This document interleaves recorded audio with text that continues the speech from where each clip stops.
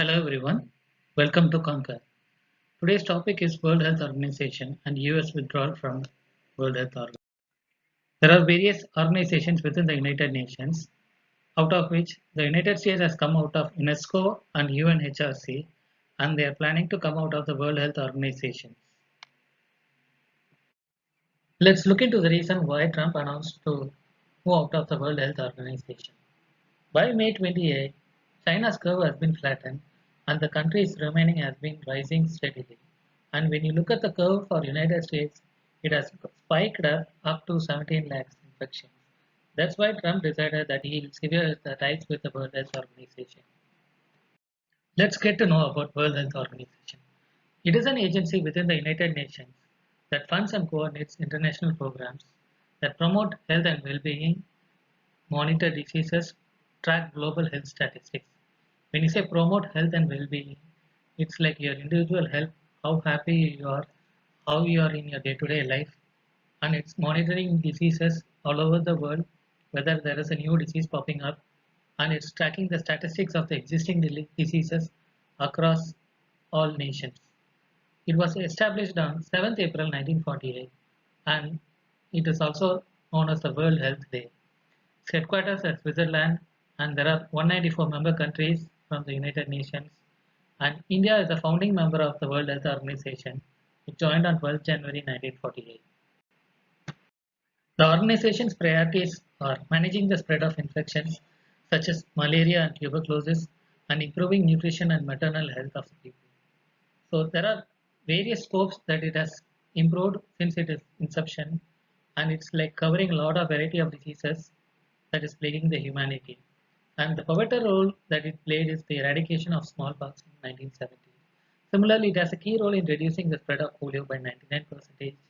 And if you say the smallpox is dead all over the world, and if you see below the countdown history of polio, it's like around 22 only in 2017, and only 3 countries in the world are still affected by polio. Where does World Health Organization get its funding? Who pays for this? There are voluntary contributions coming all over the private organizations from the world, especially Bill and Melinda Gates Foundation is the largest contribution after the United States of America. There are also obligatory dues that are paid by each member countries, which is relatively small compared to the other contributions that the World Health Organization receives. The biggest financial contributors to the World Health Organization, the United States of America, as of 2020, March 31. China has contributed around $57 million. Even Brazil has contributed to it. There are millions of dollars that is being relieved as voluntary contributions. If you see at the chart to the right, you'll understand it. The chart has data from 2010 to 2019. The proposed budget of World Health Organization for the office of 2020 to 2021 is depicted in millions, and it is as listed below. The spend is highly going to the headquarters, which is the Geneva, Switzerland. Then it goes to Africa, Southeast Asia, Western Pacific, Europe, America, and the Mediterranean. America, which is the largest contributor, receives a portion of what it is paying. Accusations made by Trump. Trump has accused the World Health Organization of siding with China on the outbreak of the virus. As the United States is paying $450 million per year, while China is paying only $40 million per year, yet the World Health Organization is being controlled by China. That is the accusation that Trump has made, and the reaction that Trump has done for that accusation is he threatened to suspend the $400 million funding, which is of course 15% of the total budget of the World Health Organization in annual US contributions.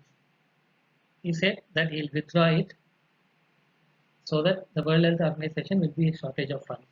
That's the threat that Trump announced, and the Trump administration submitted to the United Nations Secretary General that its notice to withdraw from the World Health Organization by July 6, 2021. Okay, now that Trump has announced the withdrawal from the World Health Organization, is the withdrawal very easy? No, it's complicated. There are conditions for the withdrawal. You have to give 1 year notice for the withdrawal, meaning that you won't go away from World Health Organization till the July 6th of next year.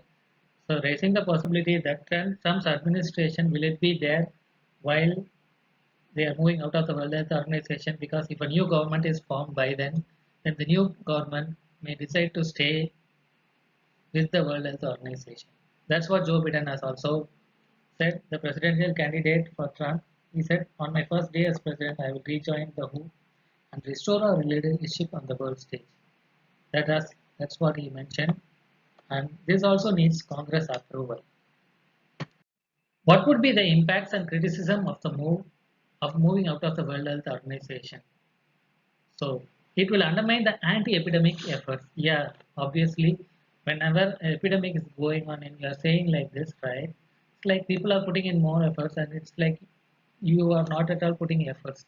When somebody comes and say to you, you are not putting efforts, like it's undermining your effort. That's what is happening, and will be negative impact to the countries which are being funded by the World Health Organization, which are in need of support by international communities. They'll be affected.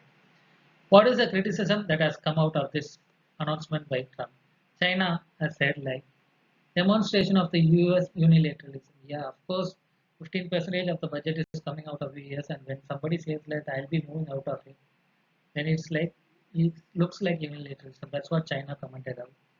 And the Democrats of the US said the cost of the US influence in the global arena will be diminished, while you're undermining the important institution that is doing all the works to control the epidemic, right? You're undermining their efforts. Okay, they are into vaccine development, drug trial, everything they're going to control this pandemic. And such an announcement is undermining its effect. And Senator Jeff Merkley, the top Democrat, has said pulling out of the World Health Organization is strengthening Chinese leadership and power, both within the World Health Organization and outside of it. That's a huge mistake, and it might damage American interests. The resourcing needs of World Health Organization for the financial years 2019 to 2023, it's like $10 million.